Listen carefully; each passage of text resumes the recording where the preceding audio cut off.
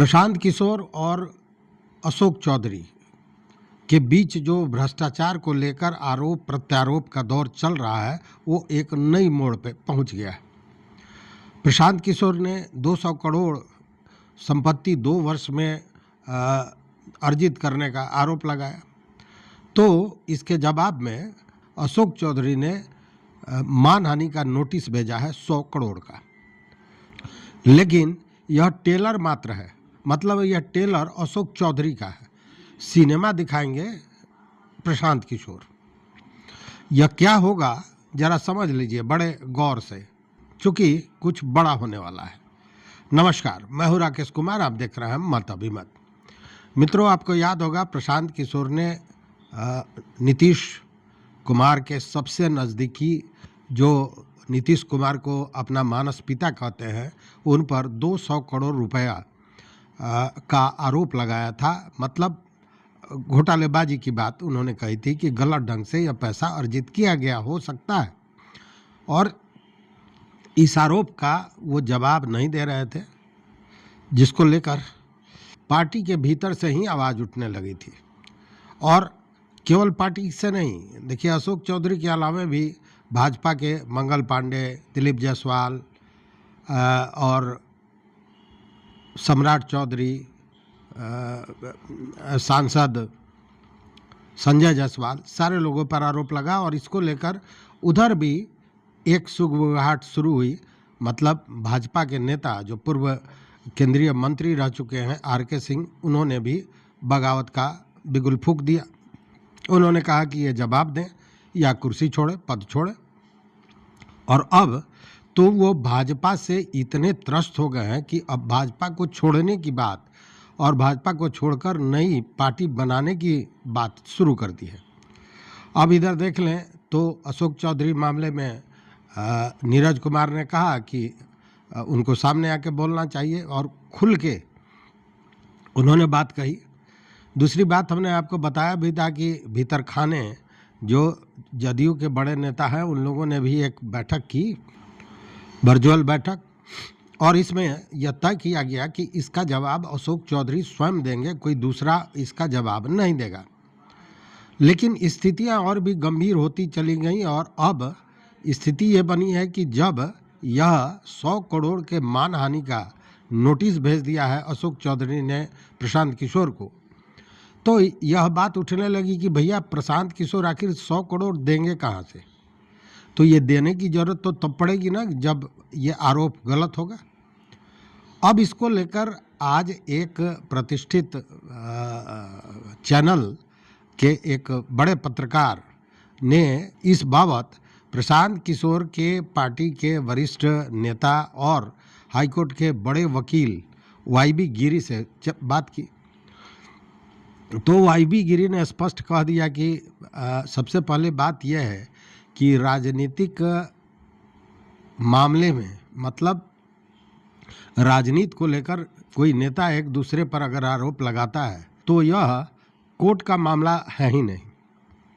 उन्होंने स्पष्ट कहा कि पॉलिटिशियन अपनी लड़ाई, राजनीतिक लड़ाई कोर्ट में नहीं कर सकता है, और इसको लेकर सुप्रीम कोर्ट ने बाज़ाब्ता टिप्पणी भी की है कि इस एक्ट को, जो 357 है, इसका जो मिसयूज किया जा रहा है, इस एक्ट को ही हटा देना चाहिए। तो पहले तो उन्होंने कानूनी बात कही। 2-3 बात आप समझ लीजिए। पॉलिटिकल डिस्प्यूट, जो पॉलिटिकल पर्सनैलिटी हैं, इस डिस्प्यूट को आपस में डिसाइड करने के लिए, एक दूसरे पर आलोचना जो होती है उसको डिसाइड करने के लिए फोरम ऑफ कोर्ट नहीं है। सुप्रीम कोर्ट बार बार कहा है कि राजनीतिकों का जो राजनीतिक मनमुटाव है, राजनीतिक द्वेष है, राजनीतिक झगड़ा है, राजनीतिक डिस्प्यूट है, इसके लिए कोर्ट का फोरम उनको उपलब्ध नहीं है। पॉलिटिकल एंड के लिए कोर्ट का फोरम को इस्तेमाल कोई नहीं कर सकता है। इस बात को चौधरी साहब को पहले समझ लेना चाहिए कि कोर्ट के थ्रू अपनी राजनीति नहीं कर सकता। तुम पर आरोप कोई लगाएगा, अगर आरोप निराधार है। दूसरा बात सुन लीजिए, अभी परसों सुप्रीम कोर्ट कहा है कि जो धारा 357 है नए एक्ट में, और पुराने आईपीसी में जो 500 था, जो क्रिमिनल डिफॉर्मेशन कहा जाता था, ये धारा ही बेकार है, इसको हटा देना चाहिए। परसों ही सुप्रीम कोर्ट ने कहा है कि क्योंकि सबसे ज़्यादा इसका मिसयूज हो रहा है, आपसी पॉलिटिशियन लोग या अन्य लोग भी इसका बहुत ही मिसयूज कर रहे हैं। तो उन्होंने सरकार से, पार्लियामेंट से, सुप्रीम कोर्ट ने अपना ऑब्जर्वेशन दिया है कि ये जो धारा है 357 क्रिमिनल डिफामेशन, इसको किताब से हटा देना चाहिए, एक्ट से। उन्होंने कहा कि नोटिस में जितने भी बिंदु हैं हर बिंदु का जवाब दिया जाएगा। साथ में कहा कि 4 पारा तो उन्होंने अपने व्यक्तित्व का बखान किया है कि बहुत बड़े नेता हैं, बहुत बड़े समाज सेवी हैं, और अंत में यह पूछा है कि साक्ष्य दीजिए। तो नोटिस के जवाब में हर चीज़ का साक्ष्य दिया जाएगा, और इतना ही नहीं, ज़रूरत पड़ेगी तो अन्य भी जो मामले हैं, यह तो वाईबी गिरी का कहना ये तो एक मामला है, इसके अलावा बहुत से मामले हैं, उन सारे चीज़ों का भी खुलासा किया जाएगा। और उनके नोटिस का जवाब हम लोग जो बना रहे हैं, उसमें एक एक आरोप जो लगा है उसके तथ्य पर आधारित है और डॉक्यूमेंट पर आधारित है। सारा डॉक्यूमेंट हम लोग और उसका डिटेल्स। इतना ही नहीं, प्रशांत जी से बात हो रही थी तो उन्होंने कहा कि और भी बहुत सारा डॉक्यूमेंट है जिसका इस्तेमाल अभी हम लोग आगे करेंगे।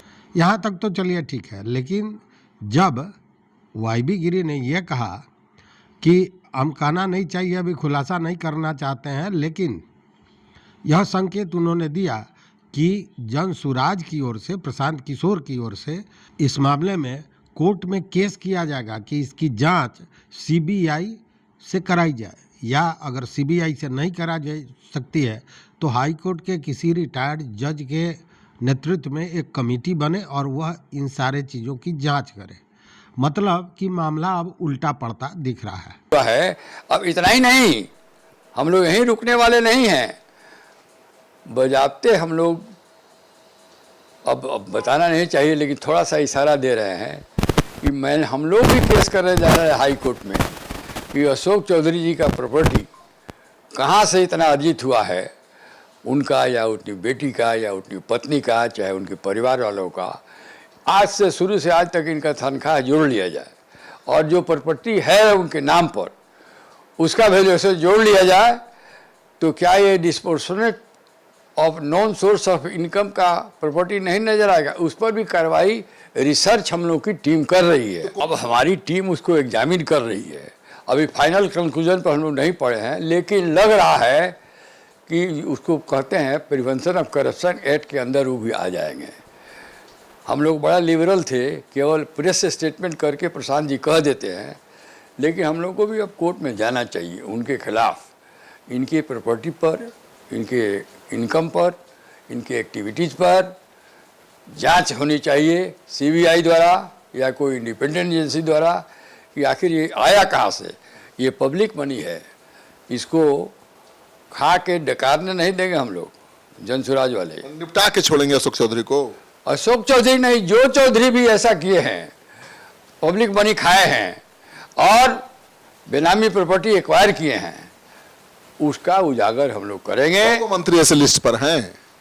बहुत हैं, जिधर हाथ डालिए उधर ही हैं। नहीं, आप लोगों को लिस्ट पर तो 4 मंत्री अभी हैं, दिखाई दे रहे हैं। 4 बीजेपी के नेता और भी हैं और संजय जायसवाल हैं, वो दिलीप जायसवाल हैं, बहुत लोग हैं। ये दोनों, सम्राट चौधरी पर तो उन्होंने बोला ही है।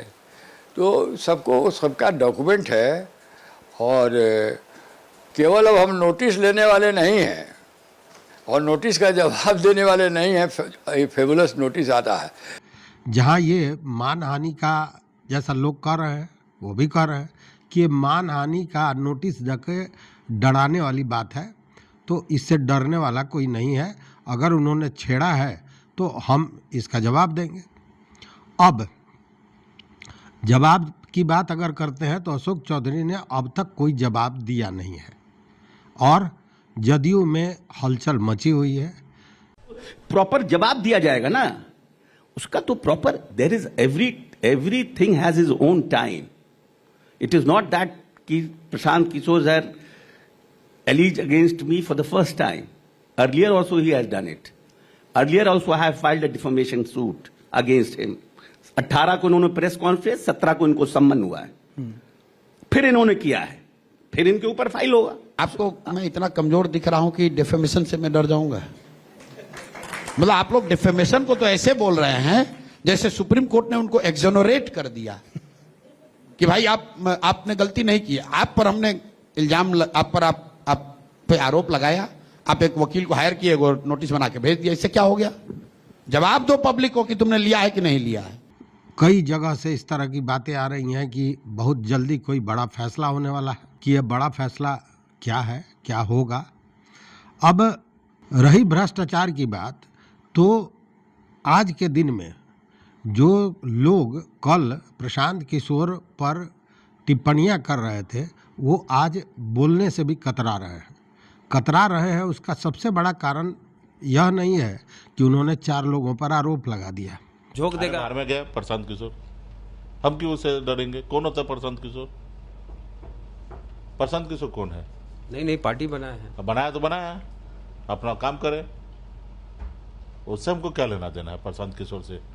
ऐसे बहुत पार्टी देश में है ना, भारत देश में है। अरे ऑफिस टूट के दूधू को मलाह की पार्टी बनी, कहाँ गायब है? इस देश में है ना, हर साल 200 पार्टी बनता है और हर साल 200 पार्टी बंद होता है।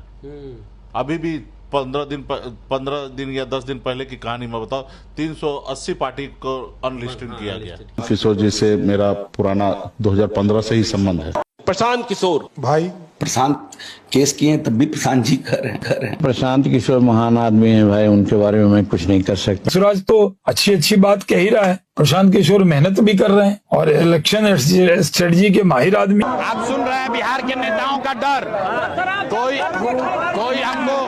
हमको भाई बता रहा है, कोई दोस्त बता रहा है, कोई कह रहा है कि पढ़े लिखे आदमी हम इन पर बोलेंगे नहीं। आज दिलीप जायसवाल मूर्छित होकर गिरे हुए हैं, ये नेताओं का डर है। उसका यह कारण नहीं है कि उन्होंने 4 लोगों पर आरोप लगा दिया। उसका सबसे बड़ा कारण यह है कि वो कहते हैं कि अगर जनसुराज आई तो 100 बड़े लोगों पर कार्रवाइयाँ होंगी, उन पे मामले दर्ज किए जाएंगे, उनको खंगाला जाएगा। अब ऐसे में आप सोचिए कि क्या स्थिति होगी। चूँकि यहाँ तो हमाम में सभी नंगे हैं और राजनीति और भ्रष्टाचार में आज के दिन में अगर देखिए तो चोली दामन का साथ है। वैसे में जो लोग कल टिप्पणियां कर रहे थे, आज बोलने से भी कतरा रहे हैं। और कारण यही है कि लगभग सारे लोगों का कच्चा चिट्ठा इनके पास उपलब्ध है।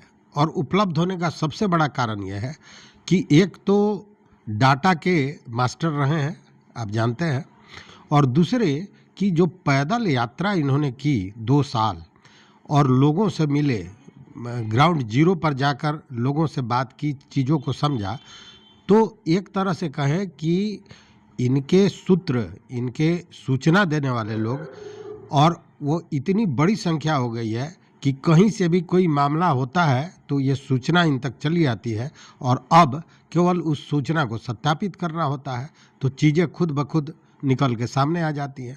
ऐसे में सारे लोग घबरा रहे हैं, डर रहे हैं। तो कहने का मतलब ये है कि अशोक चौधरी ने जो नोटिस दिया है, वाईबी गिरी जो अधिवक्ता हैं, उनके अनुसार अगर यह मामला गलत निकला तो उल्टा कोर्ट उन पर ही पनिश कर सकती है। मतलब उन्हीं को, ऐसा नहीं हो कि 100 करोड़ का मानहानि का दावा इन पर किए और उनको देना पड़ जाए। स्थितियां ये बनी है। दूसरी बात कि अब केस का मामला भी उठने जा रहा है कि केस किया जाए कि सीबीआई से इनके सारे संपत्ति की जानकारी ली जाए, इसकी जांच कराई जाए और फिर मामला सामने आएगा, दूध का दूध पानी का पानी। तो देखते हैं कि आगे की कार्रवाई कब होती है। आप भी देखते रहिए मत अभिमत। मित्रों, चैनल पर नए हो तो सब्सक्राइब कीजिए, लाइक कीजिए, दोस्तों के साथ शेयर कीजिए और अपना विचार जरूर दीजिए। बहुत बहुत धन्यवाद, कोटिशः आभार।